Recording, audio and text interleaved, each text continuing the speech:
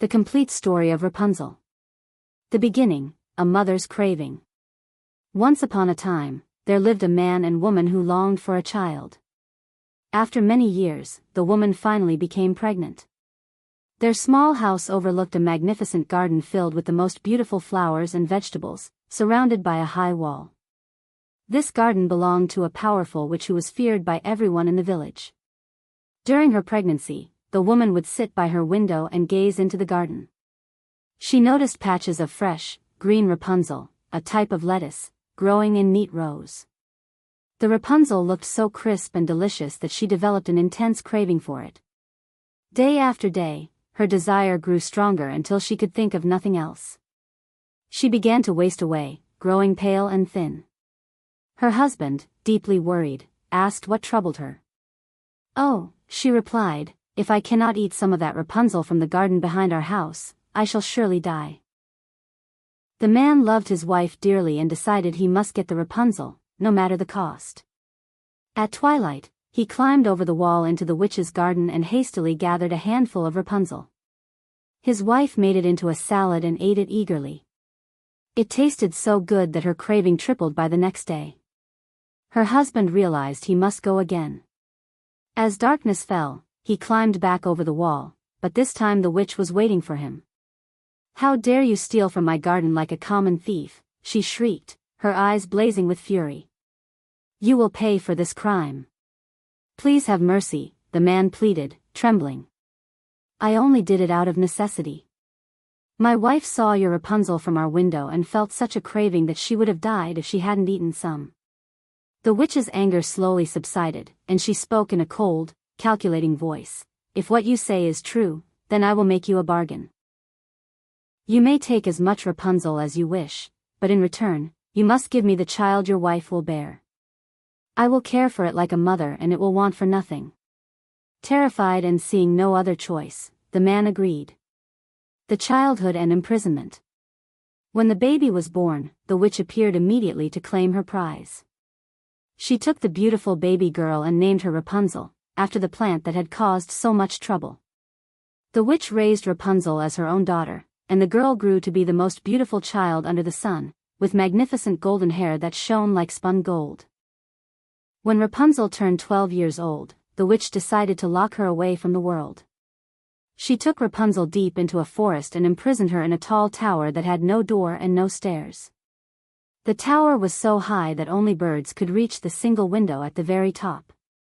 Rapunzel's hair continued to grow until it reached 20 yards long.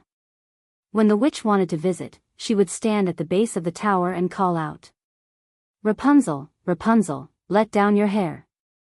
Then Rapunzel would unfasten her braids and wind them around a hook by the window. Her hair would cascade down the tower like a golden waterfall, and the witch would climb up using the hair as a rope. Years of solitude. Years passed, and Rapunzel lived alone in the tower with only the witch for company. She had no books, no companions, and no knowledge of the world beyond her window. To pass the time, she would sing in a voice so beautiful that it could make birds weep and flowers bloom. The witch visited regularly, bringing food and supplies, but never stayed long. She would lecture Rapunzel about the dangers of the outside world, telling her that people were cruel and would only hurt her. "I am protecting you," the witch would say. "Out there, no one could love you as I do." Rapunzel accepted this life, knowing nothing else. She spent her days braiding and unbraiding her hair, singing to the birds, and watching the seasons change through her window. The prince's discovery. One day, a prince was riding through the forest when he heard the most beautiful singing. Following the sound, he came upon the tower but could find no way to enter. He hid behind a tree and waited. Soon, he heard someone approaching and saw the witch arrive at the base of the tower. He watched in amazement as she called out, "Rapunzel, Rapunzel, let down your hair." The prince saw the golden hair tumble down and watched the witch climb up. After she left, he approached the tower and called out the same words.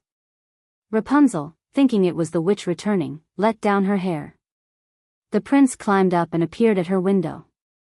Rapunzel was terrified. She had never seen a man before, let alone one so young and handsome. "Do not be afraid," the prince said gently. I heard your singing and it drew me here. You have the most beautiful voice I have ever heard. Gradually, Rapunzel's fear subsided. The prince told her about the world beyond the tower, about cities and people, music and dancing, books and art. He described the sky at different times of day, the feeling of grass beneath one's feet, and the warmth of sunshine on one's face. Will you take me to see these things? Rapunzel asked, her eyes bright with wonder. I will, the prince promised. But the tower is too high for you to climb down on your own. Each time I visit, bring a skein of silk thread. You can weave it into a ladder, and when it's long enough, you can climb down and I will take you to my kingdom. Secret meetings. The prince visited every evening, and each time he brought silk thread. Rapunzel would hide the growing ladder and continue her weaving. During these visits, they would talk for hours. The prince told her stories of the outside world, while Rapunzel shared her songs and dreams. As time passed, they fell deeply in love. The prince asked Rapunzel to marry him, and she joyfully agreed. They planned that once the ladder was complete, she would escape and they would be wed. The witch continued her regular visits, never suspecting anything. Rapunzel was careful to hide any signs of the prince's presence and the silk ladder she was weaving. The discovery and punishment. One day, without thinking, Rapunzel said to the witch, "Why is it that you are so much heavier than the prince? When he climbs up, he reaches the top in a moment." The witch flew into a terrible rage. "Wicked child," she screamed. "I thought I had hidden you from the world, but you have deceived me." In her fury, the witch seized a pair of scissors and cut off all of Rapunzel's beautiful hair. The golden braids fell to the floor like fallen sunbeams. Then, using her dark magic, the witch transported Rapunzel to a desolate wilderness where she would have to live in poverty and misery. That same evening, the witch returned to the tower and fastened Rapunzel's cut braids to the window hook. When the prince called out as usual, she let down the hair. The prince climbed up eagerly, expecting to see his beloved. Instead, he found the witch waiting for him, her eyes burning with malice. "Aha," she cried. "You came to fetch your dear wife, but the beautiful bird sits no longer in her nest, singing. The cat has caught her, and will scratch out your eyes as well. Rapunzel is lost to you forever, you will never see her again." The prince was overcome with despair. In his anguish, he leaped from the tower window. Though he survived the fall, he landed in a thorn bush that pierced his eyes, blinding him completely. Years of wandering. Now blind and heartbroken, the prince wandered through the wilderness for years. He lived on roots and berries, weeping constantly for his lost love. He traveled from place to place, hoping against hope that he might somehow find Rapunzel again. Meanwhile, Rapunzel had given birth to twins in the desert, a boy and a girl.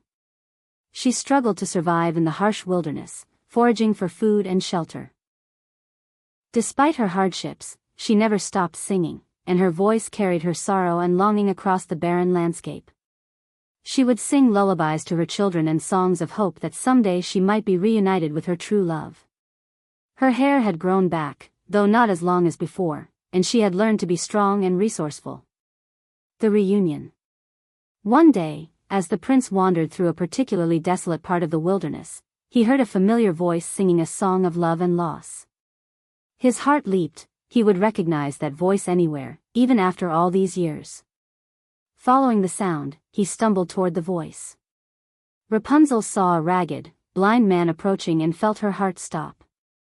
Despite his changed appearance, she knew him immediately. "My beloved prince," she cried, running to him and throwing her arms around his neck. Rapunzel wept tears of joy and relief. As her tears fell upon the prince's eyes, they suddenly became clear again, and his sight was restored. The power of true love had healed him. The final triumph. The prince looked upon Rapunzel and saw that she was even more beautiful than before. Her trials had given her strength and wisdom, and her love had never wavered. He met his twin children, who welcomed him with innocent joy. "Come with me to my kingdom," the prince said. "We will be married, and you will be my queen." Together, they traveled to the prince's kingdom, where they were married with great celebration. The people loved their new queen, who had endured so much and remained kind and good. Rapunzel became known for her wisdom and compassion, often helping those in need. She never forgot her years of imprisonment and exile, and she used her experiences to help others who suffered. The witch's power was broken when true love triumphed, and she was never seen again. Some say she withered away when her spell was broken, while others believe she fled to a distant land. The happy ending. The prince and Rapunzel lived happily ever after in their kingdom. Their children grew up healthy and strong, and they had many more children who filled the castle with laughter and joy. Rapunzel's hair never grew quite as long as it had in the tower, but it remained beautiful and golden. She would often sing to her children the same song she had sung during her years of solitude, but now they were songs of joy rather than sorrow. The prince ruled wisely and justly, and his queen was beloved by all. They never forgot the trials that had brought them together, and their love only grew stronger with each passing year. And so they lived, surrounded by love and happiness, until the end of their days, a testament to the power of true love to overcome any obstacle and triumph over the darkest magic. The end.